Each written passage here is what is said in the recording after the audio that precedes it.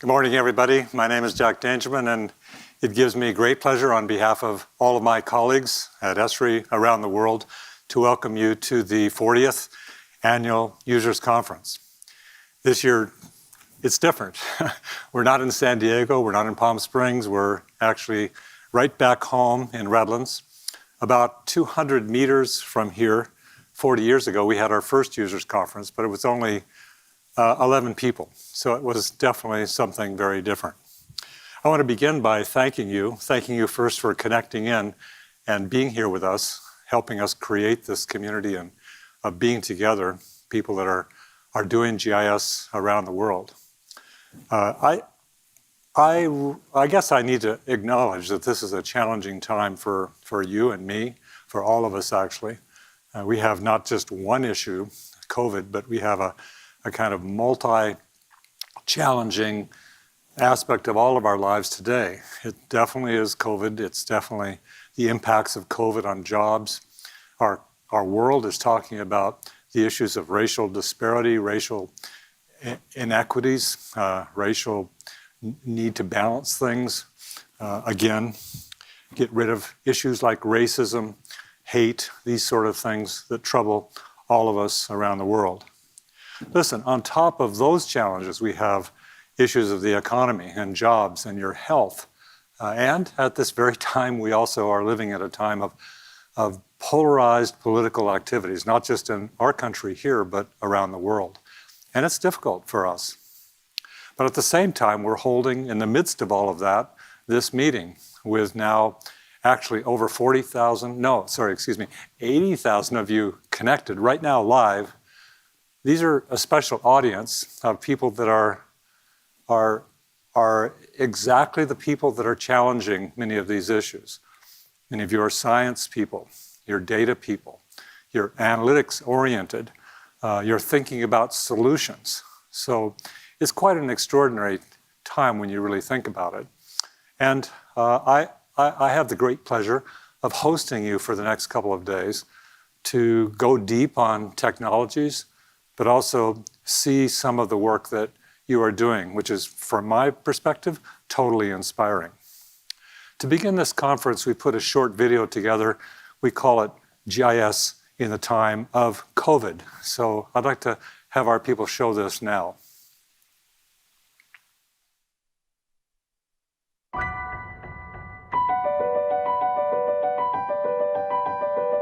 As our world gets smaller, and what happens somewhere else, it's closer and closer to home.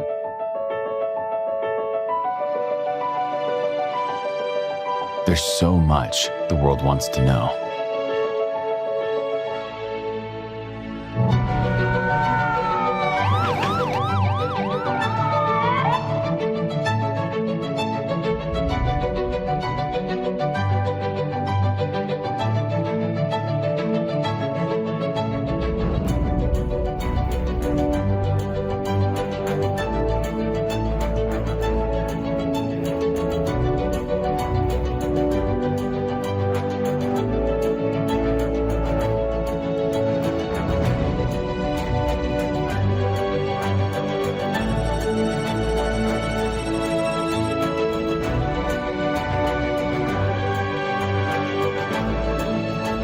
We don't know a lot of things. There's a lot of questions out there. People very insecure.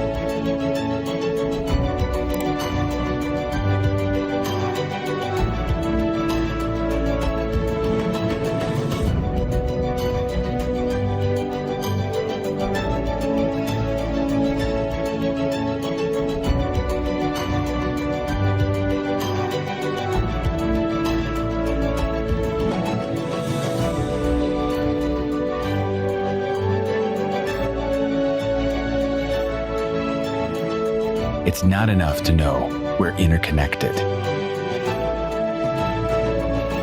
We have to understand how and collaborate to build a better future. Your answers matter more than ever. Thank you for your vital work.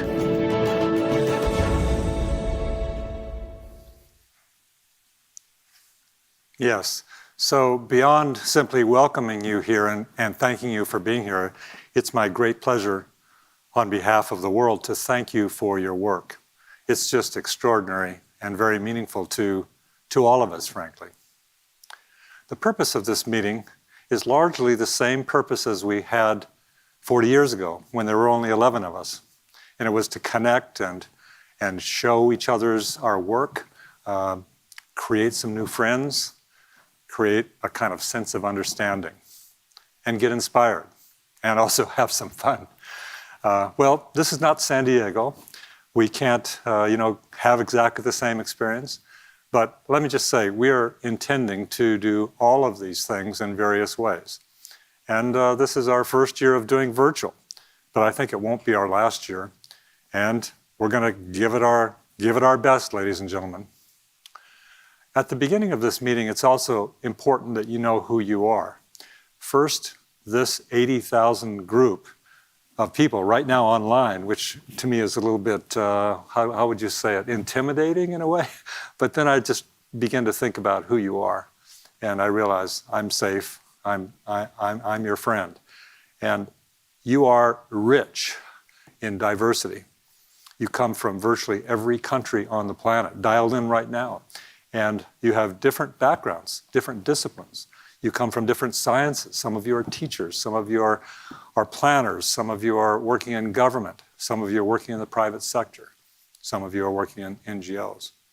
And normally what we do at the live conference in San Diego is we have everybody stand up for a moment and turn to their neighbor and introduce themselves to a total stranger. And this has the effect of opening people's eyes to the connectedness of us, building new friends. And so in a way, I can't do that now, but in a way, I want that same experience for you. So imagine that you're there. Imagine that you turn to your right or your left and you explain to somebody totally new from a different land, perhaps with a different discipline, what you do. And the remarkable thing is that while they're often very different from you, they're also connected. They understand your language because they are practicing with the same kind of dedication and spirit that you have, the science of geography and its applications and the use of GIS in many ways.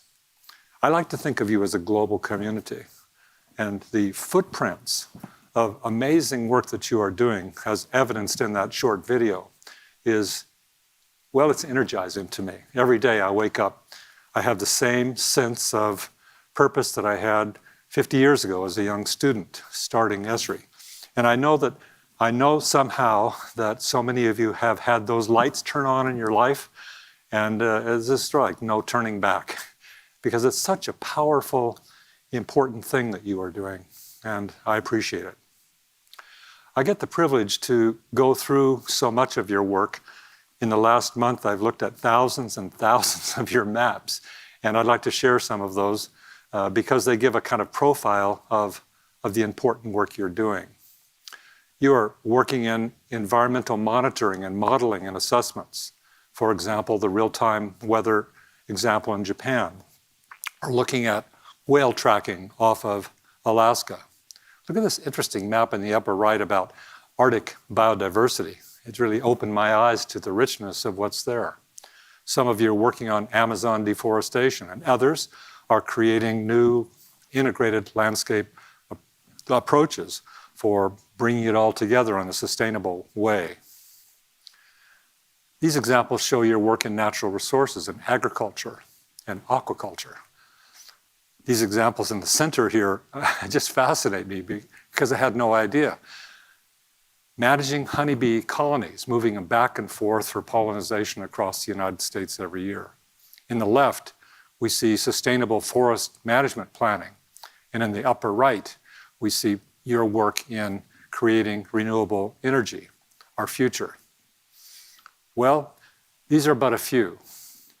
And these examples show the richness of your work in managing land information. Now, ladies and gentlemen, this is central to a civilized society, to a modern society. The organization of property rights, who owns what. And we think about this as a system of record keeping, yes, but look at the interesting examples of how you're using it to look at taxable property value or what's happening with subdivisions. Or here, one of my favorites is up in the upper left, 3D well leasing. This means property leasing in 3 dimensions as it relates to wells. Many of you are working on creating our future. This means urban design and planning. The little example there in downtown San Francisco is showing urban design of buildings. Your work extends, for example, finding housing for homeless in Los Angeles, or this great piece of work in Jakarta of interactive community planning, making more inclusive the planning process. And there are just hundreds that I can't share you of examples. GIS has moved into buildings and campuses and cities to visualize them like this great BIM model brought into GIS for visualization. But visualization is only the beginning. You are now using GIS to do indoor space management. You're also doing analytics with GIS and buildings and doing navigation. For example, my old alma mater, Harvard, now has routing from building to building, from room to room. It's remarkable work, actually. And this is just the beginning. In the field of transportation, you are not only interconnecting and building the fabric of interconnections, but you're looking at powerful things like accident analysis, being able to detect things and then fix them. Some of you are working on highway operations, looking at dashboards of what's going on in real time. And look at the railroads and lightning strikes. Wow, that's putting 2 GIS layers together. And it goes on into modeling. I'm particularly fond here of what the Bavarians are doing in object recognition using AI and machine learning.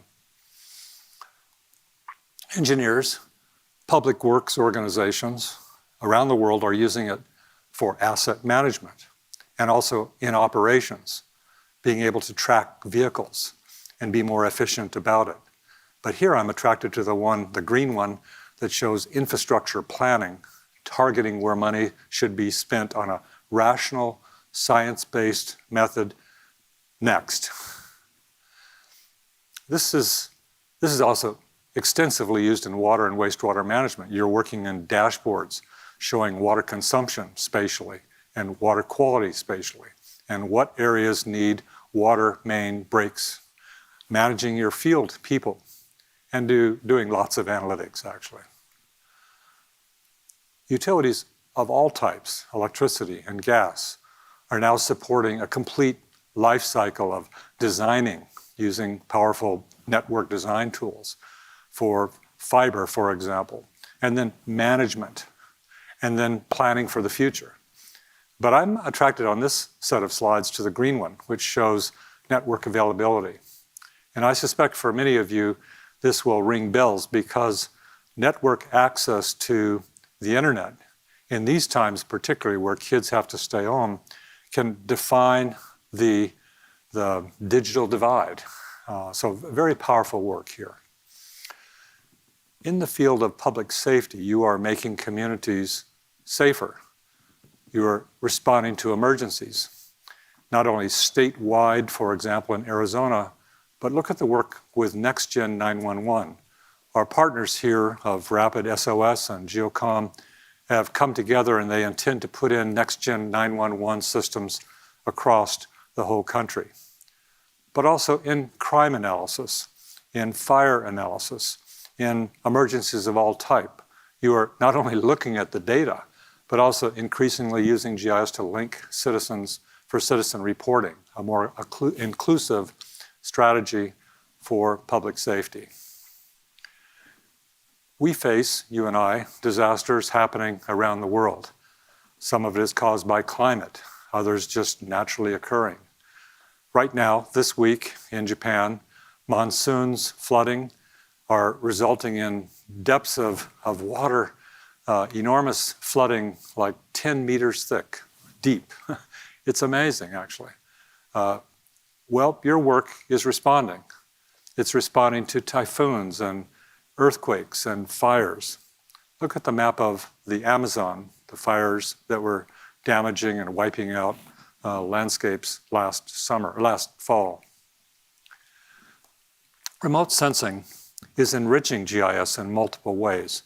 These examples show, first, simple work, like using imagery as a base map to do updating of base maps, features on a base map. But then simple applications like extraction of land cover from imagery, multispectral data. And then it gets more interesting. Feature extraction, the use of GeoAI tools. And on the lower right, there's estimates of snow depth from remotely sensed data so that we can forecast how much runoff will occur and what the farms will be, what the water levels will be with respect to farming. Imagery is becoming more real time, and we see this with radio frequency capture, like tracking ships. But we also see almost real time, like the great work being done by Planet Labs, where they're downloading imagery almost in real time. This is an example of their work on responding to the floods last week in Michigan. These are just a few interesting maps that I picked up as I was going through. And my favorite is the one in the lower right showing wine consumption in Europe. And I had no idea that per capita, England is ahead of France and Italy. All right, this is supposed to be a joke, but it probably doesn't come across virtually. Anyway, I thought it was completely charming. Look at the map on Mars colonization. This was done by a young high school student looking hopefully not to the future, but it was interesting, not much the same. GIS is being used extensively in business these days.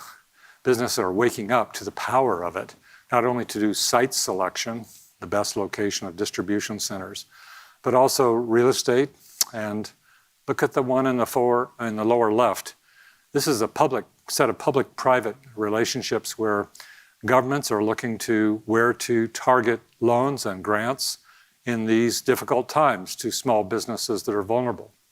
Or for many communities, they have websites that show businesses that are open and not. This is the year for census in the United States. The 2020 census is being carried on a lot by the aids of GIS and geography. And it's an extraordinary event because it's not just national, it's state and local. And then there's a few maps that I'm just picked out of what you shared of what people are displaying from census information. Interesting work right across the board. Public health has been enormously blessed, in a way you would say, by the application of GIS. And this extends into social equity. These maps of disease trends like malaria and African swine flu show relationships and patterns. Also, the rest of the maps show this issue that's on all of our minds today, social equity, racial and ethnic disparities on things like COVID, social vulnerability, access to food stores, healthy food stores, and it goes on and on.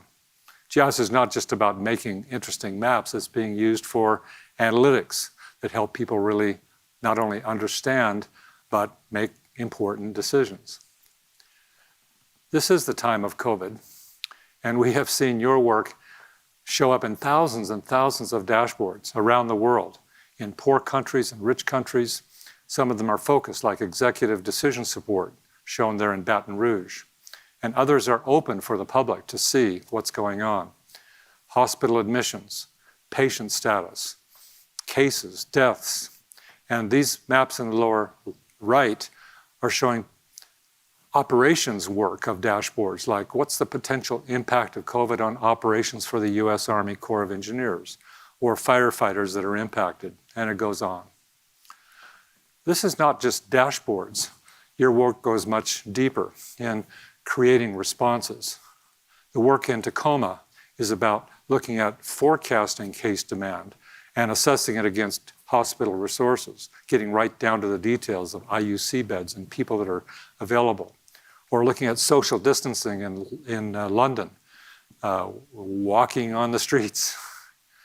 Your work in statistical analysis and spatial temporal analytics is affecting Jakarta, it's affecting the whole US in these interesting maps from Johns Hopkins. Testing sites and picking the right location is important, and understanding vulnerable urban populations. All of these are part of your work. Listen, I'd like to take a moment and share with you a short video like I did before, showing some of your work, amazing work. Can we show that right now, please?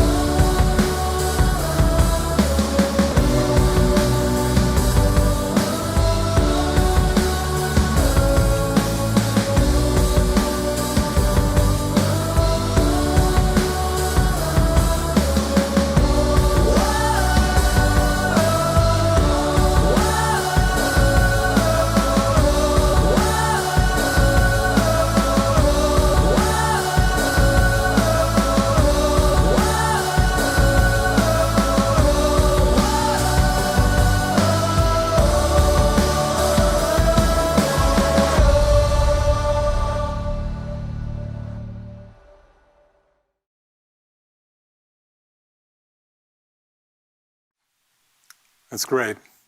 As the video said, be proud of your work. I'm very proud of your work. I mean, it's meaningful. It's meaningful to all of us because so much of it was done not as part of your job description. You stood up these sites, you did the investigative work, you supported people. I mean, it was just heroic work no matter how you measure it. And so thank you for that. Each year, we give out a series of Special Achievement in GIS Awards. This year, these are the ones that are being given here in the United States. These are organizations who represent people who've done especially effective GIS efforts. These are the ones around the world. And it's actually quite a list of people. However, it's a very small fraction of our user community, less than 1/100th of 1%. And we pick these people out because we like to, of course, make them feel good. That's always nice. I love to make people feel good through acknowledgement. That's important in life, that we acknowledge each other. But it also is a way for us to highlight what I'd call great GIS practices. And so, by the way, ladies and gentlemen, congratulations. Normally, I would have you stand up in our audience of 15 or 20,000 people, and other people could recognize you firsthand, because in some ways there's no greater acknowledgement that we can give GIS people than to be acknowledged in front of their peers. Only they really know what it took to build the systems, to get the support, to do the right science, to build the right workflows, to create the right maps, to do the right, all those things that all of you in this audience do.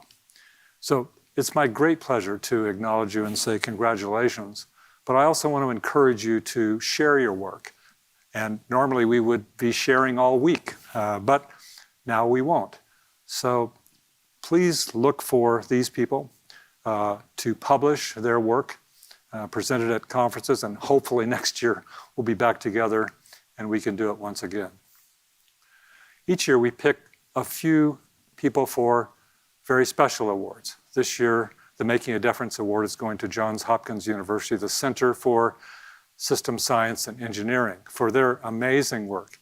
These people collected data from many sources, brought it together, did all of the manipulation to get it correct, and then published it. This organization made, ladies and gentlemen, over 1 trillion maps in the last few months. Billions every day. And billions of people saw them. So the map was interesting, but more importantly, it woke up the world to seeing it in context. We began to understand what started in China or emerged in New York would move here, and we could begin to forecast where that would go. It's an amazing thing. And so I would like to recognize personally and on behalf of our entire community, first Mr. Dong, who is a young graduate student who came up with this idea, and then his team, and then his leader, Dr. Lauren Gardner, for bringing this together, doing the work, as I say, not just having the idea, and then standing it up, making it scale, all of those important things. And so once again, congratulations to you on behalf of our community. You had a huge impact, and also on behalf of the entire world. Thanks for what you did. You helped all of us. We also give an Enterprise GIS award each year, and this year it's being given to the Louisiana Department of Transportation and Development because they implemented a complete Enterprise GIS in their highway department. This is an amazing event. As I studied this further, they've got GIS with every field person in their organization. Last year, about this time, they were getting on a plane, flying back to Louisiana because a huge hurricane was coming, and they stood up the response system for it. I am certain they saved lives and saved a lot of, and they just did a great job. And so, like Johns Hopkins, I'd like to acknowledge Brad Duchette and his amazing team for doing their work. It shows us across the community, across the world, in front of these 80,000 people, what really it looks like to have a great enterprise GIS system in transportation. This year, we're also giving an Enterprise GIS award to Enel Green Power. This is likewise a company that has implemented GIS across their entire organization. And it was selected not only because of some of their creative work, but also because it's doing pioneering work in renewables. Now, Enel Green Power is one of the largest renewable energy companies in the world, with power coming from wind, as it's shown here in the diagram, and also from solar, and also from geothermal, and also from hydro. They're bringing and tapping into this amazing vision of making our world green power generated. So I'd like to acknowledge them, and particularly Keith Aubin and his core team here for the work that they're doing, not just the technology work, but also the push and the creative work that they're doing in showing us the way to build methods to generate power in new ways. The last award is, in some ways it's my favorite award because it's my award. The other awards are given by very carefully reviewing thousands of applications and nominations, but this one I just get to pick. And so I pick it because I'm drawn to this one. This is the regional municipality of York in Ontario, Canada. For those of you who don't know the geography here, it's due north of Toronto, and it's a regional government.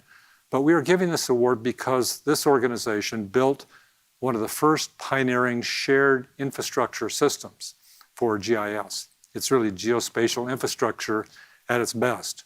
And it involves many other local organizations working with utilities and others So I'm giving this especially this year, and congratulations to York.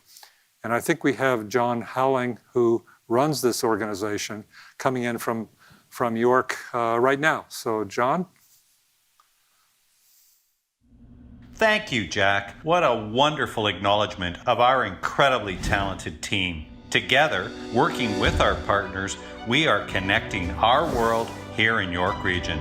And we're doing this through a culture of collaboration that encourages sharing, breaks down silos, and puts our collective data to work.